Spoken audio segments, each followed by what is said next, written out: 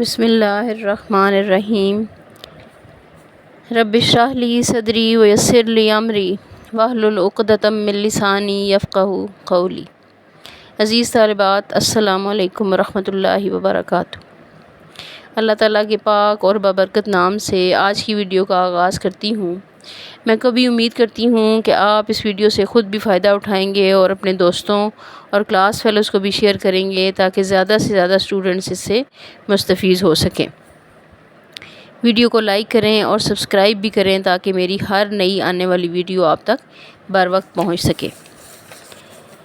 پچھلی ویڈیو میں نے نعت کے شاعر احسان دانش کے حالات زندگی کو آپ کے ساتھ ڈسکس کیا۔ آج کی ویڈیو نعت پڑھنے کے کچھ مقاصد ہیں جو میں آپ کے ساتھ شیئر کروں گی کہ نعت پڑھنے اور پڑھانے کا اصل مقصد یہ ہے کہ آپ سب نعت کے محاسن سے بخوبی طور پر آگاہ ہو سکیں اور نعت کی صنف سخن سے بھی آپ کو آگاہی حاصل ہو۔ اس کے علاوہ آپ حضور خاتم النبیین صلی اللہ علیہ وآلہ وسلم کی زندگی کے مختلف پہلوؤں سے واقفیت حاصل کر سکیں، آپ صلی اللہ علیہ وآلہ وسلم کے مقام اور مرتبے کو جان سکیں، اور اس کے علاوہ نعت کے شاعر احسان دانش کے حالات زندگی سے بھی آپ کو بخوبی طور پر آگاہی حاصل ہو سکے۔ نعت احسان دانش نے لکھی ہے۔ اشعار کی تشریح سے قبل ہم نعت کا مرکزی خیال کریں گے۔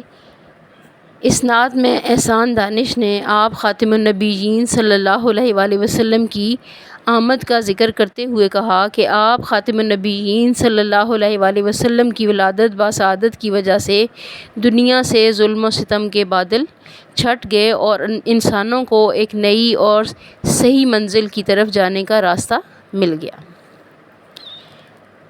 اس کا خلاصہ کچھ اس طرح کریں گے۔ حضور خاتم النبیین صلی اللہ علیہ وآلہ وسلم کی آمد سے ظلم و جبر ختم ہو گیا اور بے چین لوگوں کو قرار اور سکون حاصل ہو گیا۔ آپ خاتم النبیین نے سب کو محبت کا پیغام دیا۔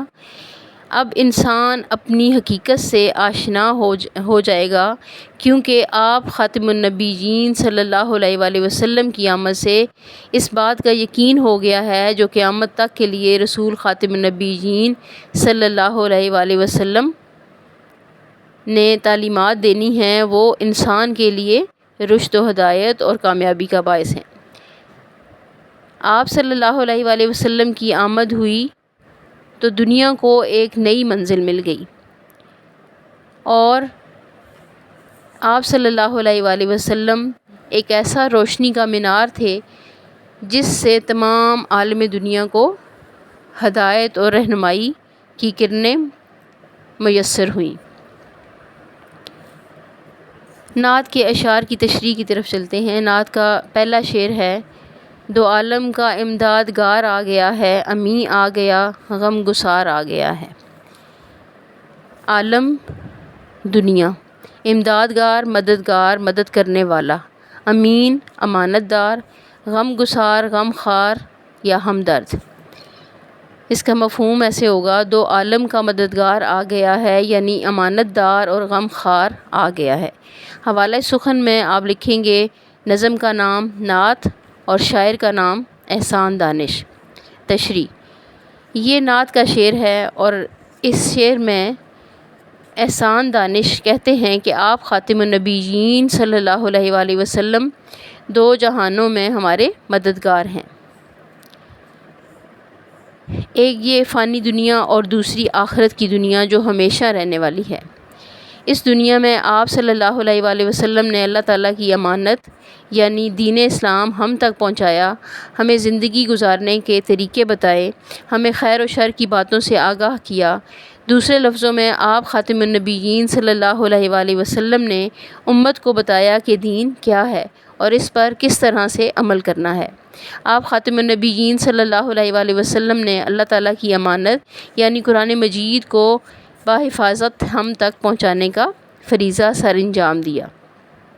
اسی طرح دوسری دنیا یعنی آخرت میں بھی اپنی امت کی شفاعت کریں گے، لیکن اس کے لیے شرط یہ ہے کہ ہم آپ صلی اللہ علیہ وآلہ وسلم کے امتی ہونے کا حق ادا کریں۔ آپ خاتم النبیین صلی اللہ علیہ وآلہ وسلم کی بتائی ہوئی باتوں پر عمل کریں۔ آپ خاتم النبیین صلی اللہ علیہ وآلہ وسلم نے جو راستہ ہمیں بتایا ہے، ہمیں اس راستے پر چلنا چاہیے۔ اللہ تعالیٰ نے قرآن مجید میں ارشاد فرمایا ہے، اور ہم نے آپ خاتم النبیین صلی اللہ علیہ وآلہ وسلم کو تمام جہانوں کے لیے رحمت بنا کر بھیجا۔ شاعر دنیا کو خوشخبری دیتے ہوئے کہتا ہے کہ حضور صلی اللہ علیہ وآلہ وسلم اس دنیا میں تشریف لائے ہیں جو دونوں جہانوں میں ہمارے مددگار ہیں۔ نعت کا دوسرا شعر۔ غریبوں کی جان کو، یتیموں کے دل کو، سکون ہو گیا ہے، قرار آ گیا ہے۔ یتیم ایسا بچہ جس کا باپ وفات پا چکا ہو۔ سکون اطمینان، تسلی، قرار چین۔ اس کا مفہوم: غریبوں کی جان کو سکون ہو گیا ہے اور یتیموں کے دل کو چین آ گیا ہے۔ تشریح: آپ خاتم النبیین صلی اللہ علیہ وآلہ وسلم کی آمد سے پہلے عرب معاشرہ جہالت کے اندھیروں میں ڈوبا ہوا تھا۔ جس کی لاٹھی اس کی بھینس کا قانون اپنایا جاتا تھا۔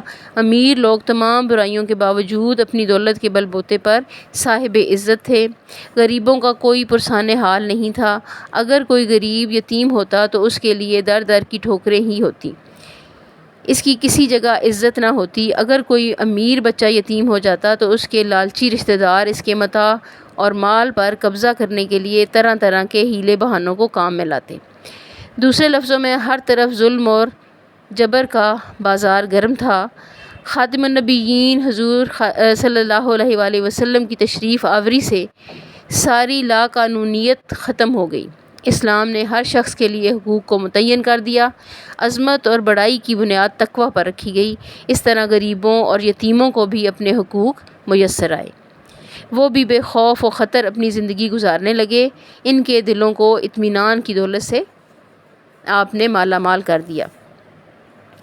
نعت کا اگلا شعر۔ اصول محبت ہے پیغام جس کا، وہ محبوب پروردگار آ گیا ہے۔ اصول کا مطلب طریقہ، پیغام کسی تک زبانی بات پہنچانا۔ محبوب پیارا، پروردگار پالنے والا۔ پالنے والا سے مراد اللہ تعالیٰ کی ذات۔ مفہوم: جس کا پیغام محبت کا اصول ہے وہ اللہ تعالیٰ کا پیارا آ گیا ہے۔ تشریح: حضور خاتم النبیین صلی اللہ علیہ وآلہ وسلم کی پوری زندگی محبت کا درس دیتی ہے۔ آپ خاتم النبیین صلی اللہ علیہ وآلہ وسلم نے عرب کی جاہل اور ان پڑھ قوم کو زندگی گزارنے کے طریقے بتائے اور انہیں مہذب قوموں کے شانہ بشانہ لا کھڑا کیا۔ آپ خاتم النبیین صلی اللہ علیہ وآلہ وسلم نے اسلام کی تبلیغ کے لیے محبت کا طریقہ اپنایا۔ آپ خاتم النبیین صلی اللہ علیہ وآلہ وسلم نے اپنی میٹھی زبان سے کافروں کے پتھر جیسے سخت دلوں کو موم کر دیا۔ آپ صلی اللہ علیہ وآلہ وسلم نے اپنی پوری زندگی دوسروں کو محبت کا سبق دیتے اور خود اس پر عمل کرتے گزاری۔ آپ خاتم النبیین صلی اللہ علیہ وآلہ وسلم اس بات کی جیتی جاگتی تفسیر تھے۔ آپ صلی اللہ علیہ وآلہ وسلم اللہ تعالیٰ کے سب سے پیارے نبی۔ اللہ تعالیٰ نے آپ خاتم النبیین صلی اللہ علیہ وآلہ وسلم کو اس دنیا میں بھیجنا تھا، اسی لیے اللہ تعالیٰ نے یہ دنیا بنائی ہے، یہ کائنات سجائی ہے۔ شاعر کہتا ہے کہ آپ خاتم النبیین صلی اللہ علیہ وآلہ وسلم اس دنیا میں تشریف لائے اور ساری دنیا کو محبت کا پیغام دیا۔ نعت کا اگلا شعر ہے۔ اب انسان کو انسان کا عرفان ہوگا، یقین ہو گیا، اعتبار آ گیا ہے۔ اس شعر میں مشکل الفاظ۔ عرفان سے مراد پہچان، معرفت، شناخت۔ یقین ہونا، کسی چیز کو دل سے مان لینا۔ اعتبار، بھروسہ۔ مفہوم: اب انسان کو انسان کی پہچان ہو جائے گی کیونکہ انہیں بھروسہ اور یقین ہو گیا ہے۔ تشریح: خالق کائنات نے انسان کو اپنی عبادت کے لیے پیدا کیا۔ اللہ تعالیٰ چاہتا ہے کہ انسان میری ذات کی پہچان کرے اور اس کے ساتھ ساتھ اپنی تخلیق کے مقصد پر بھی غور کرے۔ انسان دنیا میں محض کھانے پینے اور کام کاج کرنے کے لیے ہی نہیں آیا، بلکہ اللہ تعالیٰ نے انسان کو اس لیے پیدا کیا ہے کہ وہ اس کی عبادت کرے۔ حضور خاتم النبیین صلی اللہ علیہ وآلہ وسلم اس دنیا میں تشریف لائے۔ آپ خاتم النبیین صلی اللہ علیہ وآلہ وسلم نے انسانوں کو ان کے صحیح مقام سے آشنا کیا۔ اللہ تعالیٰ نے انسانوں کی ہدایت اور رہنمائی کے لیے قرآن مجید نازل کیا۔ حضور خاتم النبیین صلی اللہ علیہ وآلہ وسلم اس کی عملی تفسیر ہے۔ شاعر کہتا ہے کہ اب صحیح معنوں میں انسان کو اس چیز کی پہچان ہوگی کہ انسان کیا ہے اور اس کی تخلیق کا اصل مقصد کیا ہے۔ انسان اب اپنے آپ کو پہچانے گا، کیونکہ کامل انسان کی زندگی کا نمونہ اس کے سامنے آ گیا ہے۔ نبی کریم صلی اللہ علیہ وآلہ وسلم انسان کامل ہیں۔ آپ خاتم النبیین صلی اللہ علیہ وآلہ وسلم کے سوا نہ تو کوئی انسان کامل ہوا ہے اور نہ آئندہ کبھی ہوگا۔ آپ صلی اللہ علیہ وآلہ وسلم کی ذات ایک مکمل ذات ہے۔ آپ صلی اللہ علیہ وآلہ وسلم کو دیکھ کر اور آپ خاتم النبیین صلی اللہ علیہ وآلہ وسلم کی تعلیمات کو سن کر اس بات کا یقین ہو گیا ہے کہ انسان کی تخلیق کا مقصد کیا ہے۔ نعت کا اگلا شعر ہے: بجھے گا نہ جس کا چراغ محبت، وہ پیغمبر ذی وقار آ گیا ہے۔ چراغ کا مطلب ہوتا ہے دیا، پیغمبر پیغام پہنچانے والا، ذی وقار عزت والا۔ مفہوم: جن کی محبت کا دیا کبھی نہ بجھے گا وہ عزت والا پیغمبر آ گیا ہے۔ تشریح: احسان دانش حضور خاتم النبیین صلی اللہ علیہ وآلہ وسلم کی آمد کا حال بیان کرتے ہوئے کہتے ہیں کہ حضور صلی اللہ علیہ وآلہ وسلم نے اس دنیا میں تشریف لا کر محبت اور الفت کا جو دیا روشن کیا ہے وہ کبھی بھی نہیں بجھے گا۔ شاعر کے کہنے سے مراد یہ ہے کہ آپ خاتم النبیین صلی اللہ علیہ وآلہ وسلم نے اسلام کے نور سے ساری دنیا کو روشن کر دیا، منور کر دیا۔ دنیا کے گوشے گوشے میں اسلام کی روشنی پھیل گئی۔ یہ روشنی قیامت تک ذوفشاں رہے گی۔ اب یہ روشنی کبھی بھی نہیں بجھ سکتی۔ دین اسلام اللہ تعالیٰ کا آخری دین ہے اور حضور خاتم النبیین صلی اللہ علیہ وآلہ وسلم اللہ تعالیٰ کے آخری نبی ہیں۔ آپ خاتم النبیین صلی اللہ علیہ وآلہ وسلم نے دین اسلام کی جو شمع روشن کی، جو شمع جلائی، وہ قیامت تک ہی روشن رہے گی، وہ ہمیشہ روشن رہے گی اور نہیں بجھے گی۔ نعت کا چھٹا اور آخری شعر ہے: زمانے کو اب اپنی منزل مبارک، کہ ایک خضر صد راہ گزار آ گیا ہے۔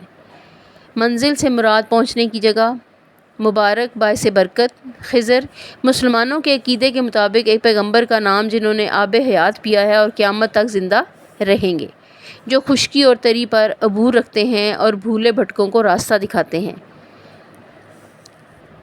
صد سو، رہنما رہبر، راہ گزار راستہ۔ مفہوم: زمانے کو اب اپنی منزل مبارک ہو کہ ایک رہبر انہیں مل گیا ہے۔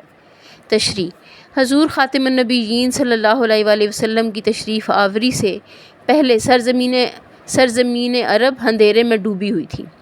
لوگ چھوٹی چھوٹی باتوں پر ایک دوسرے کے خلاف برسر پیکار رہتے تھے۔ نہ ہی کسی کی عزت محفوظ تھی اور نہ ہی جان۔ نہ کسی کا مال محفوظ تھا اور نہ ہی کسی کا مال و دولت اور زر۔ باپ اپنی سگی بیٹیوں کو زندہ درگور کر دیتے تھے۔ اللہ تعالیٰ کو ان لوگوں پر رحم آیا۔ اللہ تعالیٰ نے انسانیت کی فلاح و بہبود کے لیے حضرت صلی اللہ علیہ وآلہ وسلم کو پیدا فرمایا۔ بقول شاعر: ہے دل میں تمنا کا شرف جن کے سبب سے، وہ فخر رسول شافع امت ہوئے پیدا۔ بھٹکی ہوئی انسانیت کو راستہ مل گیا، منزل مل گئی۔ زندگی گزارنے کے طور طریقوں سے ان کو آگاہی حاصل ہو گئی۔ شاعر لوگوں کو مبارکباد دیتے ہوئے کہتا ہے کہ آپ لوگوں کو مبارک ہو کہ آپ کو اپنی حقیقی منزل کا نشان معلوم ہو گیا ہے۔ حضرت خضر علیہ السلام کے بارے میں مشہور ہے کہ وہ خشکی اور تری میں بھولے بھٹکے انسانوں کو منزل کا نشان بتاتے ہیں۔ آپ خاتم النبیین صلی اللہ علیہ وآلہ وسلم ان سے 100 گنا زیادہ بہتر ہیں، کیونکہ آپ صلی اللہ علیہ وآلہ وسلم نے امت کو جو راستہ بتایا، پہلے خود اس پر چلے، اس پر عمل کیا، اور آپ خاتم النبیین صلی اللہ علیہ وآلہ وسلم نے امت کے لیے آسانیاں فراہم کر دیں۔ نعت کے تمام اشعار کی تشریح مکمل ہوئی۔ عزیز طالبات، میں امید کرتی ہوں کہ آپ اس تشریح سے کو سمجھیں گے اور کسی قسم کی بھی مشکل اگر آپ کو نظر آتی ہے تو وہ آپ کی اس سے دور ہو جائے گی۔ میں دعا گو ہوں کہ یہ ویڈیو سننے والا ہر بچہ امتحان میں 100% کامیابی حاصل کر سکے۔ آمین۔ وما علینا الا البلاغ۔